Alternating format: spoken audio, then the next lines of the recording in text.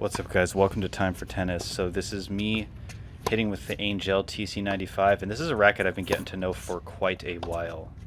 So as you guys might know, I have been on a journey to find an extended length racket that I can play my kind of tennis with, and it's been a struggle, partly because the retail options are so limited for extended length. There's really not very many good options out there at all, and I've tried them all and I was kind of disappointed with all the options out there. So I'm extending rackets myself now with the XTP butt cap, and if I end up really liking a racket, I think what I'll get done is have the racket professionally extended, because the XTP butt cap causes a little bit of a bulge, which you can totally get used to and play with, but I don't know. We'll see what I do. For now, we're talking about the Angell TC95. I got it made at 28 inches, and this is an 18 by 20 string pattern. It's a very comfortable racket. It has good power, it has good spin, it has good feel. Kind of an all-around racket, I would say, like the VCore 95, but maybe this one has a bit more power and a higher launch angle. It's a really string-sensitive racket, the VCore, and I don't think the TC95 is as string-sensitive from my experience. Because I put 16 gauge Black Knight in here, that's a T1 string, which felt terrible in the VCore 95, and in this one it felt okay. It felt alright, but I switched to the same string and gauge that I'm using in the VCore 95 now, which is Ytech's Quadro Twist. It's a tongue twister at 16L, and that's been so much better. I actually enjoy that a lot more on the VCore 95 than I did the Black Knight, and I enjoy it a little bit more on the TC95. Not as big of a difference as it was on the VCore, and I strung it up at 46 pounds on the TC95. And that's felt great. I have nothing really to say negatively about anything regarding how the racket plays. I really don't. I think it's a super well-rounded racket. It has good power. I think it has better power than the VCore 95 for sure. And I don't think that's just because it's an extra half-inch longer. It just feels like it just feels like it hits harder, you know? Some rackets just feel that way, and it feels like I'm getting a bit more spin too, despite the fact that it's a little bit denser of a string pattern. That being said, I guess I would say two main issues with this racket. So I think it's great that Angell is offering a custom line, right? You can choose your grip size, and you can actually choose your racket length, and you can choose a lot of things between the weight and the balance. And with all those options combined, you can really dial in to a specific spec racket, and that's really awesome that they offer that. I appreciate that so much. And there's a couple rackets where you can actually choose the flex. They offer that in a couple of rackets. It's wonderful. They're like the only company out there that's really doing that, I think. There's one or two others. There's actually a company that branched off from this one, and they're kind of doing a similar thing. I don't think they have quite as much brand presence though, but some people do know of them. I forget their name, but somebody can mention them in the comments. The main issue that I have with this racket is two things. The first being the fact that it's a 28-inch racket with foam filling, right? And the foam adds some weight. There's some foam in the handle, but this racket is foam filled all the way through. So the weight that comes from the foam that is in the head, it's going to jump those swing weight points up a lot. I can't say for sure, but I would imagine that the swing weight is probably somewhere between 10 to 20 points higher just for having foam in the head.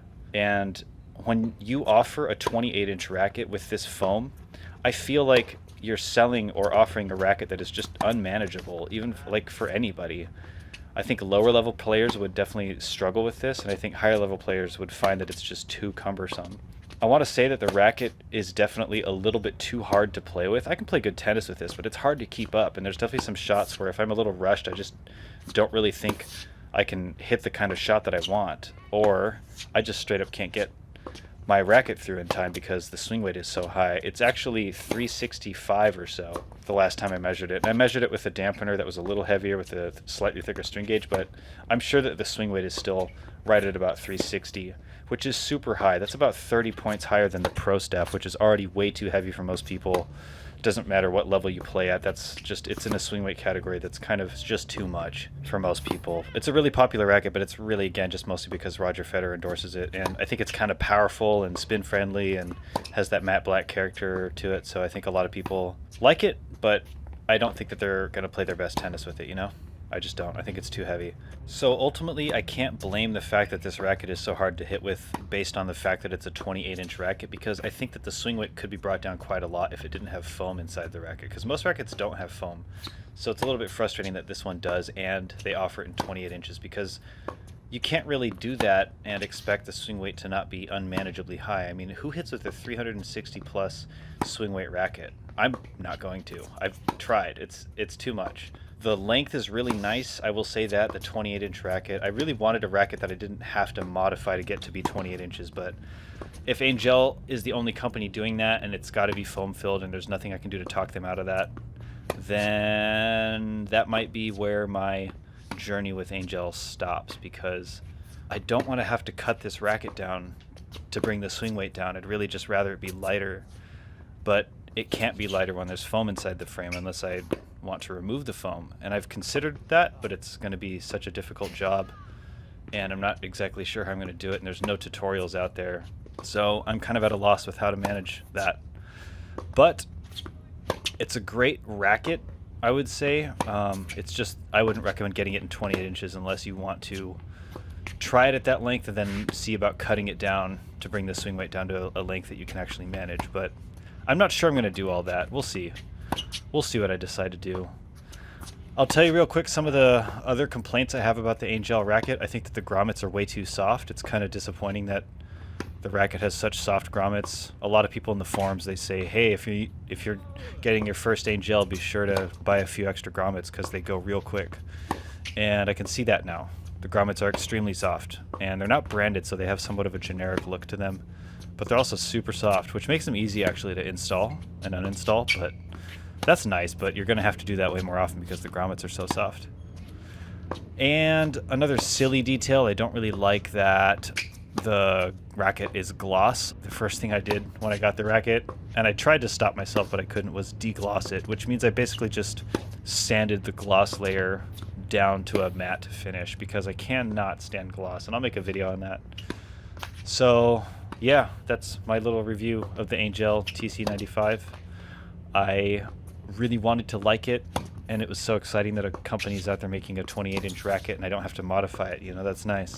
It's really nice, but they insist on having foam-filled rackets, and I think that that makes the swing weight too high for the racket to be a 28-inch racket.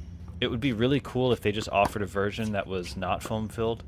I don't see why they couldn't work that into their brand philosophy. It would probably be easier for them and maybe cheaper on a manufacturing standpoint, but it would also just double their lineup of custom offerings, right? We have TC rackets that are foam-filled and we have some that are not foam-filled. I like it when the racket is foam-filled in the handle. I think that's always a smart decision, but to do the entire frame, some people don't like that. Some people feel like it mutes some of the feedback that you get when you hit the ball, and I can see that argument, but really I think if you're offering a 28-inch racket and the foam inside the frame is adding weight in the head, that's going to just skyrocket the swing weight, and to me it kind of defeats the purpose of offering a racket this long if you're going to make it such that it has an unmanageable swing weight of like 360 something. So if Angell is hearing this, I hope that you can consider this, because from what I understand about racket manufacturing, there shouldn't really be an issue just not putting foam in the racket. And if it's some kind of identity issue about Angell being a foam-filled racket brand, I think it would be nice to just offer one or the other. You can always offer both, right? That's something that I would do, but it's not my company. It's not my racket brand. It's just, you know, I'm just a customer here trying to find a racket that's going to work for me. But I can't imagine that anyone out there is going to be able to play really good tennis with a racket in the 360 plus swing weight category at 28 inches long. So got to bring that swing weight down. I could maybe deal with like something in the high 340s or something like that, but that's impossible if the racket's going to be foam filled. So not sure what I'm going to do with this Angell. I really wanted to like it, and I have basically nothing but good things to say, except for the fact that I'm frustrated with the fact that it's foam filled. That's basically it. That's everything that's making this racket hard to play with is because it's foam filled and too long to be foam filled. That's my frustration with it. So my journey is going to continue. I might not be able to find a retail racket that I can make a 28-inch racket, which is really what I wanted, but I'll settle for 27.5 if I can't do 28, but we'll see. The journey continues, and I know what I know about Angell now, and I'm probably going to move on from Angell, but we'll see. If they ever decide to make a non-foam filled racket, I would be extremely interested in trying that and doing a review on it, but I just want to make it clear I don't really have anything bad to say about Angell. I think their grommets are a little too soft, but it's probably not a big deal. They're easy to replace, so that's nice. But I think you just can't have a racket that's this long with foam in it and have the swing weight not be too high. I just don't see how that's possible. So those are my thoughts on it. and that's coming from someone that's out here really trying to make a 28-inch length racket playable, but this is not a player-friendly tennis racket when the swing weight is that high. Those are my 2 cents, but I think you guys should definitely check out Angell if you guys are into foam-filled rackets or you guys are just into racket custom options. Like, you can probably get a 27.5-inch racket, and that swing weight will probably be in the 340s, actually.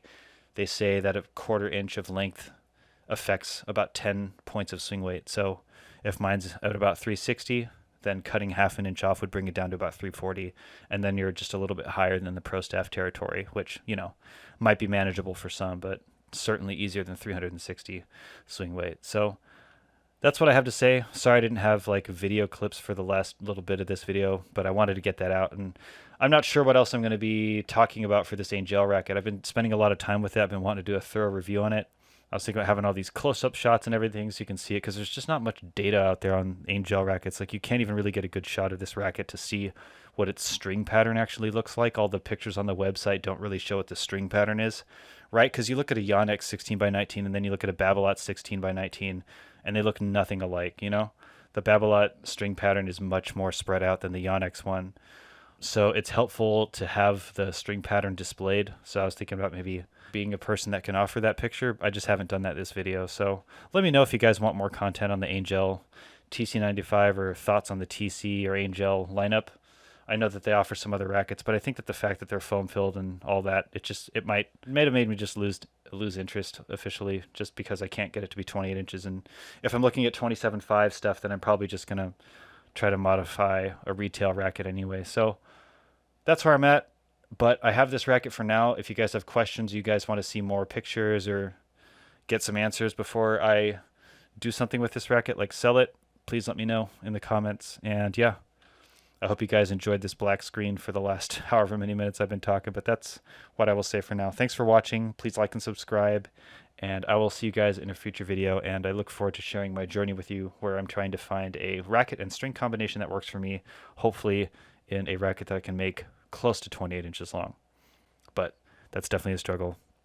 And I said that I'm working on manufacturing a racket of my own, so it's possible that I'll actually go into production sometime with a racket that is long and playable, because I want people to understand that longer rackets are totally playable and viable, but most racket companies just aren't making a racket that's long and playable. And I would say that Angell, unfortunately, is another example of one of those companies, because you can't be having a 28-inch racket that's 360 swing weight. Like, people just can't hit with that. So got to make the rackets lighter. Can't do that if there's going to be foam in there. If I'm making rackets, I'll be making them without foam, because most rackets do not have foam in the head anyway, and I think people are more accustomed to that feel. But it just adds a whole other variable of weight that makes it so hard to deal with when you're hitting with extended rackets. So yeah, those are my thoughts for now. I'll leave it at that. Again, like, subscribe, comment, and I will see you guys in a future video. Thank you so much for watching and listening. Bye.